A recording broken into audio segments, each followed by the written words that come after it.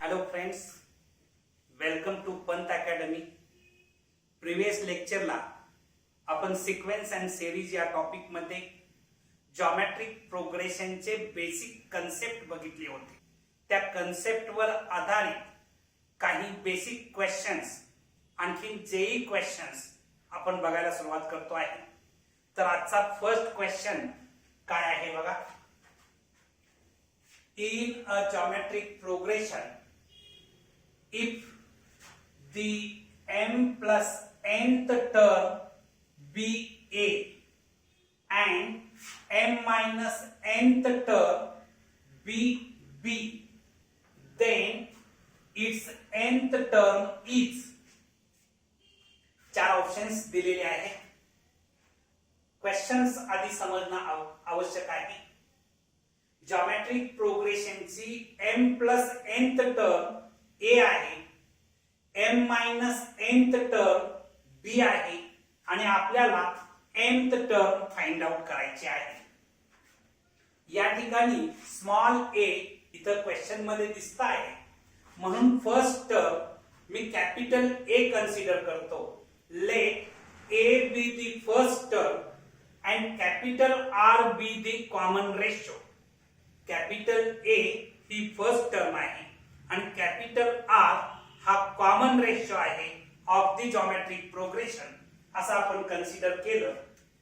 आता तुम्हाला जॉमेट्रिक प्रोग्रेशनची nth term from the beginning काढण्याचा फॉर्म्युला बाय हार्ट आहे. Tn is equal to a into r raise to n minus 1 असा फॉर्म्युला असतो.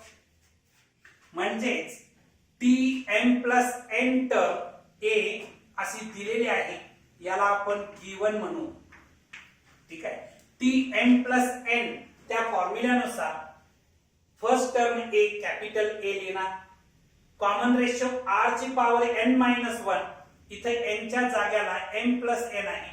m plus n minus 1 is equal to a, याला equation number 1 असं कन्सिडर करू. त्याच्यानंतर m minus n term b दिलेली आहे. Tm minus n is equal to b, ही सुद्धा गिवन इन्फॉर्मेशन आहे. आता Tm minus n a into r raise to m minus n minus 1 is equal to b, कारण Tn is equal to a into r raise to n minus 1. n च्या जाग्याला m minus n आहे आणि minus 1 as it is. म्हणजेच a into r raise to m minus n minus 1 is equal to b, याला equation number 2 असं नाव दिलं. Tm जर काढायचे असेल तर m ला रिप्लेस करणार n, म्हणजे Tm is equal to a into r raise to m minus 1 असं Tm मिळणार. याला इक्वेशन नंबर 3 असं नाव दिलं. हे इक्वेशन 1 आणि इक्वेशन 2 मल्टिप्लाय केलं. Multiplying equation 1 and 2 we get. आता लेफ्ट साइडचा product is equal to right साइडचा प्रोडक्ट असं आपण लिहिणार आहे. लेफ्ट साइडचा प्रोडक्ट घेतला a r raise to m plus n minus 1 into a r raise to m minus n minus 1 is equal to a into b येणार आहे. ठीक आहे. आता a इंटू a केलं तर a स्क्वेअर मिळणार. आणखी r raise to m plus n minus 1 into r raise to m minus n minus 1 याचा जर प्रॉडक्ट घेतला, बेस इक्वल आहे, हे पॉवरची सम येणार आहे. म्हणजेच काय होईल बघा, इथं r raise to m plus n minus 1 plus m minus n minus 1 is equal to ab मिळणार आहे. a square into r raise to, आता इथं बघायचं हे प्लस n आणि मायनस n कॅन्सल झालं, m आणखी n मिळून 2m झालं आणि मायनस 1 मायनस 2 होणार. म्हणजे a square r raise to 2m minus 2 is equal to ab मिळणार आहे. हे लिहिण्याची मी स्टाईल बदलली. a r raise to m minus 1 whole square लिहिलं तर ही वरची टर्म्स फक्त लिहिण्याची पद्धत बदललेली आहे. याचं बघा a स्क्वेअर आणि r raise to m minus 1 आहे त्याचा स्क्वेअर केला, पॉवर रेस टू पॉवर असेल तर पॉवरचा प्रॉडक्ट होतो, म्हणजेच r raise to 2m minus 2 मिळतं, फक्त लिहिण्याची स्टाईल बदलली, इज इक्वल टू ab. आता या ठिकाणी बोथ साइडचं मी स्क्वेअर रूट जर घेतलं तर या साइडचं स्क्वेअर रूट काढल्यानंतर आपल्याला मिळणार आहे a into r raise to m minus 1, कारण स्क्वेअर आहे त्याचं स्क्वेअर रूट काढल्यानंतर a into r raise to m minus 1 मिळणार, इज इक्वल टू या साइडचं स्क्वेअर रूट काढलं तर अंडर रूट ab मिळणार आहे. आता इक्वेशन 3 मध्ये a into r raise to m minus 1 साठी tm आहे इक्वेशन 3 मध्ये, तर इक्वेशन 3 वरून मी tm is equal to under root ab लिहिलं. आपल्याला tm म्हणजे nth टर्म काढायची होती, ती अंडर रूट ab मिळालेली आहे, म्हणजे थर्ड आन्सर तुमचं करेक्ट आन्सर आहे. राईट.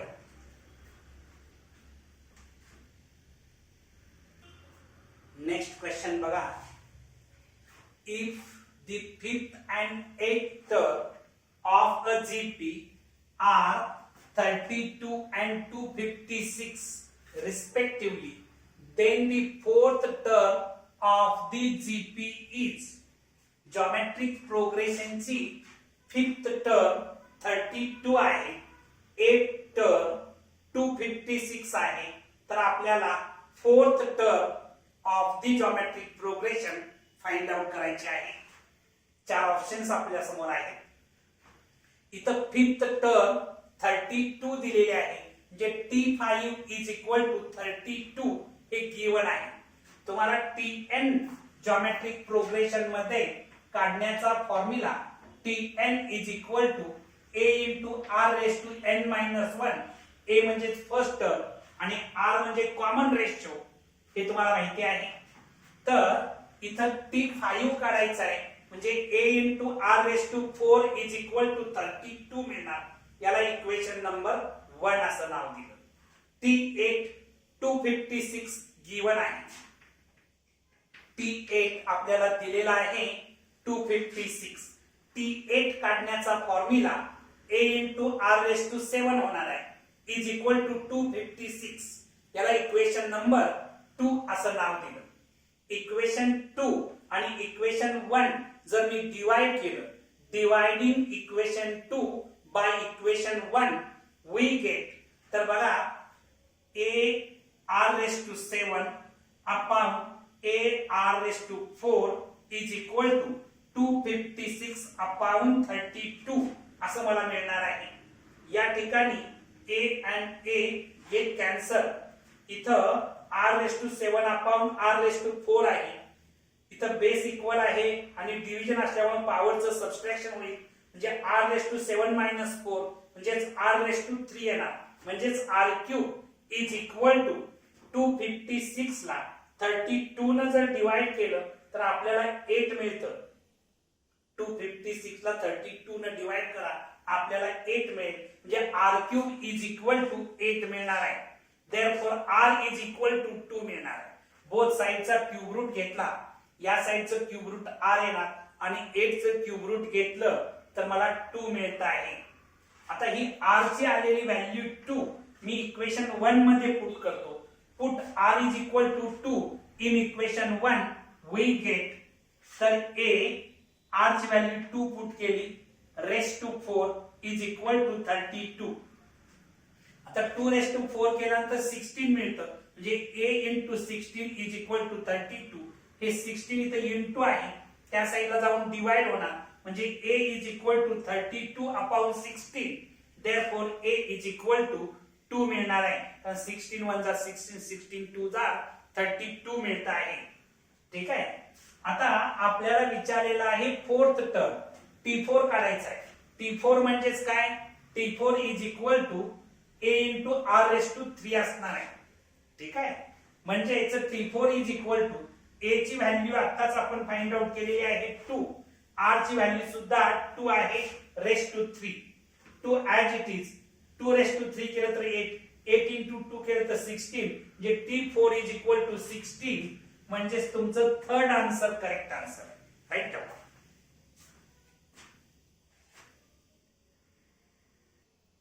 नेक्स्ट क्वेश्चन काय आहे बघा. If A, B, C are digits, then rational number represented by 0.CAB AB dot is. बघा इथे चार ऑप्शन्स आपल्याला दिलेले आहेत. क्वेश्चन काय आहे बघा. A, B, C हे डिजिट्स आहेत. आणखी rational number represented by 0.C AB dot is यापैकी करेक्ट ऑप्शन्स आपल्याला फाइंड आउट करायचा आहे. आता हा जो रॅशनल नंबर आहे हा समजा आपण x कन्सिडर केला. Let x is equal to 0.C AB dot याला इक्वेशन नंबर 1 असं नाव. इथं तुमच्या एक गोष्ट लक्षात आला असेल, AB असा पॅटर्न रिपीट होतो आहे, म्हणजेच हा रॅशनल नंबर आहे. ठीक आहे, तो आपल्याला रिप्रेझेंट करायचा आहे. या टाइपच्या क्वेश्चनला अप्रोच होण्यासाठी कोणता अप्रोच तुम्ही ठेवायला पाहिजे या संदर्भात आपण विचार करू. मी काय करतो आहे, हे जे इक्वेशन 1 आहे त्याच्या बोथ साइडला 10 न मल्टिप्लाय करतो. Multiplying both sides by 10 we get. इथं 10 न मल्टिप्लाय केल्यानंतर 10x इज इक्वल टू, या साइडला जेव्हा मी 10 न मल्टिप्लाय करणार आहे तेव्हा हा जो पॉइंट आहे तो 1 प्लस राइट हँड साइडला सरकणार आहे. म्हणजे C पॉइंट AB डॉट राहणार आहे. याला इक्वेशन नंबर 2 असं नाव. नेक्स्ट स्टेपला मी काय करतो आहे, हे जे इक्वेशन 2 मिळालेलं आहे याला मी पुन्हा बोथ साइडला 100 न मल्टिप्लाय करतो. Means multiplying both sides by 100 we get. आता इथं 10x ला मी 100 न मल्टिप्लाय केल्यानंतर 1000x येणार. इज इक्वल टू, इथं जेव्हा मी 100 न मल्टिप्लाय करणार आहे तेव्हा हा जो पॉइंट आहे तो 2 डेसिमल्स राइटला सरकणार आहे. म्हणजेच CAB पॉइंट AB डॉट याला इक्वेशन नंबर 3 असं नाव दिलं. मी इक्वेशन 3 मायनस इक्वेशन 2 करतो. Equation 3 minus equation 2 we get. तर 1000x minus 10x is equal to CAB point AB dot minus C point AB dot असं मिळणार आहे. आता 1000x minus 10x केल्यानंतर 990x 990x मिळणार आहे. इज इक्वल टू, आता हे मायनस करत असताना हे पॉइंट्स नंतरचे जे नंबर्स आहेत AB हे कॅन्सल होतील आणि CAB मायनस C राहणार आहे इथं. ठीक आहे. नेक्स्ट स्टेपला तुम्ही डिजिट लिहित असताना बघा मी 1 2 3 जे 123 हा digit 1 into 100 plus 2 into 10 plus 3 असा रिप्रेझेंट करू शकतो मी. बघा 1023 हा जो नंबर आहे मी कसा रिप्रेझेंट करू शकतो, 1 into 100 प्लस 2 into 10 प्लस 3 असा रिप्रेझेंट करू शकतो. तसंच CAB हा जो नंबर आहे हा नंबर मी रिप्रेझेंट करताना 100 into C plus 10 into A plus B minus C as it is ठेवलेला आहे. म्हणजे हा नंबर CAB हे जे डिजिट आहे हे मी कसं रिप्रेझेंट करू शकतो, 100C plus 10A plus B minus C as it is. 990x is equal to, आता 100C मायनस C म्हणजे 99C आलं plus 10A plus B as it is. हे 990 जे आहे ते इथं इंटू आहे त्या साइडला जाऊन डिवाइड होईल म्हणजे x is equal to 99c plus 10a plus b upon 990. ठीक आहे, म्हणजे कशाशी मॅच होतं बघा, सेकंड आन्सर सी मॅच होत आहे. Okay right.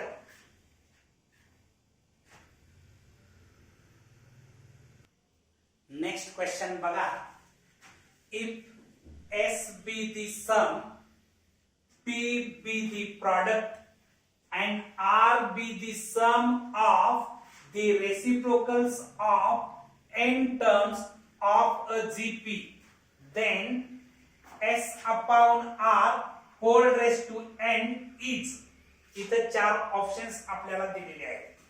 इथं बघा, S म्हणजेच sum of n terms of geometric progression, P म्हणजेच product of n terms of geometric progression आणि R means the sum of the reciprocals of n terms of geometric progression अशी given information आहे. इथं तुम्हाला nth terms of geometric progression general forms मध्ये माहिती आहे. General forms of GP तर a ar ar square ar cube dot dot dot a into r raised to n minus 1 ही माझी nth टर्म आहे. हे general forms of geometric progressions तुम्हाला माहिती आहे. आता या जॉमेट्रिक प्रोग्रेशनच्या फर्स्ट n टर्मची जर सम काढायची असेल तर Sn इज इक्वल टू, म्हणजेच Sn लाच इथे S म्हटलेलं आहे, S is equal to a into bracket 1 minus r raised to n upon 1 minus r. Sn काढण्याचा formula a into bracket 1 minus r raised to n upon 1 minus r हा formula तुम्हाला bye heart आहे. याला equation number 1 असं नाव दिले. त्याच्यानंतर p means product of the n terms of geometric progression. geometric progressionच्या n टर्मचा product means p is equal to a into ar into ar square into ar cube into असं into करत last term माझी a into r raised to n minus 1 असणार. म्हणजेच p is equal to, आता इथं a असा product n times असणार आहे म्हणून a raised to n असा या a चा प्रॉडक्ट आहे a raised to n into इथं बघायचं r ची पॉवर 1 आहे, r ची पॉवर 2 आहे, r ची पॉवर 3 असणार. असं करत r ची पॉवर n minus 1 आहे. बेस इक्वल असेल आणि प्रॉडक्ट असेल तर पॉवरची सम होते, म्हणजे r raised to 1 plus 2 plus 3 plus असं करत करत n minus 1 पर्यंत तुम्ही पोहोचणार आहात. ठीक आहे, म्हणजे p is equal to a raised to n into r raised to, आता इथं बघायचं n minus 1 टर्म्स आहेत आणि त्याची सम आहे. तुम्हाला हा फॉर्म्युला पाठ आहे. सम ऑफ n नॅचरल नंबर्स जर काढायचे असतील तर n into bracket n plus 1 upon 2 sum of first n natural numbers काढण्याचा फॉर्म्युला आहे. इथे n minus 1 नॅचरल नंबर्स आहेत म्हणजे n ला रिप्लेस करणार n minus 1 म्हणजे r raised to n minus 1 into n minus 1 plus 1 आणि n ला रिप्लेस केलेला आहे n minus 1 upon 2. नेक्स्ट स्टेपला हे प्लस 1 आणि मायनस 1 कॅन्सल होईल म्हणजे n into n minus 1 upon 2 n into n minus 1 upon 2 ही r ची पॉवर असणार. म्हणजे p is equal to a raised to n into r raised to n into bracket n minus 1 upon 2. याला मी equation 2 असं नाव दिलेलं आहे, याला equation 1 असं नाव दिलेलं आहे. तिसरा मुद्दा त्यांनी दिलेला आहे r be the sum of the reciprocals of n terms. मी हा जो जॉमेट्रिक प्रोग्रेशन दिलेला आहे याच्या प्रत्येक टर्मचा रेसिप्रोकल घेऊन त्याची सम घेतली तर ती r मिळणार आहे. म्हणजे r is equal to 1 upon a plus 1 upon ar plus 1 upon ar square plus plus करत तुम्ही 1 upon a into r raised to n minus 1. Next स्टेपला आता ही सम मिळवत असताना तुम्हाला माहिती आहे की हे जॉमेट्रिक प्रोग्रेशन मध्ये आहे त्याच्या रेसिप्रोकल पासून जे मिळतं ते सुद्धा जॉमेट्रिक प्रोग्रेशन मध्ये असणार. आता गिवन सिक्वेन्सचा कॉमन रेशो जर r असेल तर रेसिप्रोकल पासून मिळणाऱ्या न्यू सिक्वेन्सचा कॉमन रेशो 1/r म्हणजे याचा कॉमन रेशो 1/r असणार आहे. म्हणजे r च्या जाग्याला 1/r असणार आहे आणि इथं फर्स्ट टर्म 1/a आहे. म्हणजे याची सम मिळवत असताना हाच फॉर्म्युला आहे, फक्त a च्या जाग्याला 1/a येणार, ब्रॅकेट मध्ये 1 मायनस या r च्या जाग्याला 1/r raise to n upon 1 minus 1/r. Next स्टेपला r is equal to 1/a. आता इथं डिनॉमिनेटर याचा 1 आहे आणि याचा r रेस टू n आहे. म्हणजे क्रॉस मल्टिप्लिकेशन केलं तर r raise to n minus 1 upon r raise to n, r raise to n minus 1 upon r raise to n upon याचा डिनॉमिनेटर 1 आहे म्हणजे क्रॉस मल्टिप्लिकेशन केलं तर r minus 1 upon r minus 1 upon r. Next स्टेपला r is equal to 1/a as it is ठेवलं, r raise to n minus 1 upon r raise to n as it is ठेवलं. हे divide आहे म्हणजे inversely multiply होईल म्हणजेच r upon r minus 1. आता next स्टेपला बघा, हे r आणखी हे r raise to n division आहे म्हणजे पॉवरचे सबट्रॅक्शन होणार म्हणजे r raise to n minus 1 येणार. म्हणजे न्यूमरेटरला काय शिल्लक राहिलं बघा, r raise to n minus 1 upon a r raise to n minus 1 into r minus 1. याला मी 3 असं नाव दिलं. म्हणजे s ची व्हॅल्यू जी मिळवलेली आहे त्याला 1 नाव दिलेलं आहे, p ची जी व्हॅल्यू मिळवलेली आहे त्याला 2 नाव दिलेलं आहे आणि r ची जी व्हॅल्यू मिळवलेली आहे त्याला 3 नाव दिलेलं आहे. एवढं आधी नोट डाऊन करा, मग आपण ज्याची व्हॅल्यू फाइंड आउट करायची आहे तिकडे वळूया. राईट,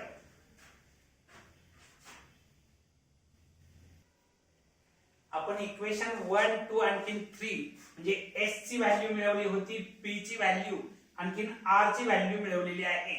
जे 1 2 and 3 तुमच्या रेडी रेफरन्स साठी मी इथं नोट डाऊन करून ठेवलेले आहे. आपल्याला व्हॅल्यू फाइंड आउट करायची आहे s upon r whole raise to n. तर s upon r whole raise to n, s ची व्हॅल्यू इक्वेशन 1 वरून a into bracket 1 minus r raise to n upon 1 minus r big upon r ची value जी आहे equation 3 वरून r raise to n minus 1 upon a into r raise to n minus 1 into bracket r minus 1 whole raise to n.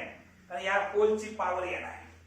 Next स्टेपला a into bracket 1 minus r raise to n upon 1 minus r into, कारण हे divide आहे ते inversely multiply होईल, a into r raise to n minus 1 into bracket मध्ये r minus 1 upon r raise to n minus 1 whole raise to n.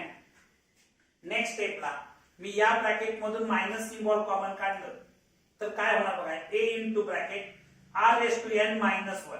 Numerator मधून minus symbol common काढले तसं denominator मधून पण मायनस सिम्बॉल कॉमन घेतलं तर r minus 1 होणार आणि न्यूमरेटरचं मायनस आणि डिनॉमिनेटरचं मायनस मी कॅन्सल केलं into a r raise to n minus 1 into bracket r minus 1 upon r raise to n minus 1 whole raise to n. आता इथं बघायचं r raise to n minus 1 r raise to n minus 1 cancel होईल, r minus 1 आणखी r minus 1 cancel झालं तर काय शिल्लक राहिलं बघा, a इंटू a म्हणजे a स्क्वेअर शिल्लक राहिलं into r raise to n minus 1 आणि होल रेस टू n असं शिल्लक राहिलं. आता तुम्ही याची पॉवर जर लिहिली तर a रेस टू 2n येणार, कारण पॉवर रेस टू पॉवर असेल तर पॉवरचा प्रॉडक्ट होतो म्हणजे a raise to 2n into r raise to n into bracket n minus 1 येणार. हे मी लिहिण्याची स्टाईल बदलली, a raise to n into r raise to n minus 1 upon 2 whole square.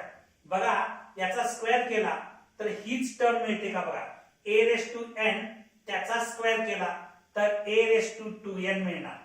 आणखी r raise to n minus 1 upon 2 त्याचा square केला तर हे 2 2 कॅन्सल होईल r raise to n minus 1च होईल. त्याच्यानंतर इक्वेशन 2 वरून काय मिळतं बघा, p is equal to a raise to n into r raise to n minus 1 upon 2 आहे. म्हणजे याच्यासाठी मी p भरू शकतो, त्या ब्रॅकेटचा स्क्वेअर म्हणजे p स्क्वेअर होणार. म्हणजेच s upon r whole raise to n is equal to p square मला मिळालं. म्हणजे तुमचं सेकंड आन्सर करेक्ट. राईट.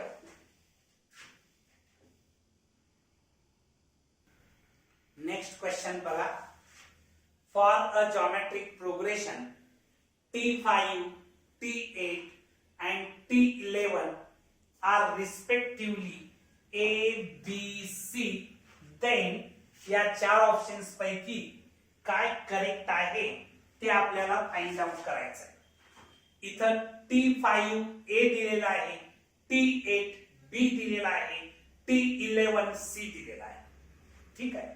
मी काय करतो आहे, ऑलरेडी A याच्यामध्ये आलेला आहे म्हणून फर्स्ट टर्म A च्या ऐवजी x हे लेटर वापरतो. Let x be the first term and r be the common ratio of the geometric progression. T5 मला A दिलेला आहे. T5 काढत असताना x into r raise to 4 असणार. T5 काढत असताना x into r raise to 4 असणार आहे. कारण Tn काढत असताना a into r raise to n minus 1 असतं. a च्या जागेला x आहे फर्स्ट टर्म आणि r raise to n minus 1 म्हणजे r raise to 5 minus 1. 5 minus 1 म्हणजे 4 येणार. ठीक आहे. T8 is equal to b. T8 मिळवत असताना x into r raise to 7 is equal to b. याला इक्वेशन नंबर 2 असं नाव दिलं. T11 is equal to c given आहे.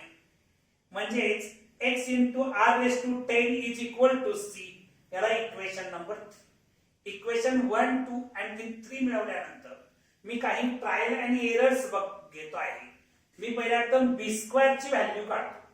b स्क्वेअर ची जर व्हॅल्यू काढली इथं b is equal to x into r raise to 7 आहे.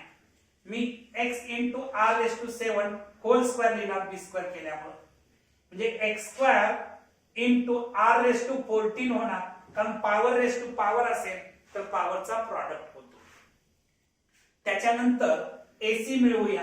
AC A ची व्हॅल्यू माझ्याकडे आहे x r raise to 4. x r raise to 4 into C ची व्हॅल्यू माझ्याकडे आहे x r raise to 10. x r raise to 10.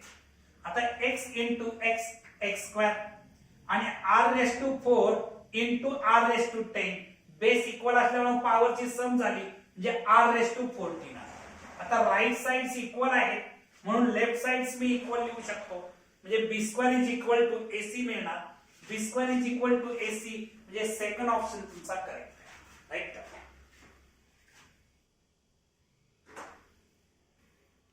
Next question बघा.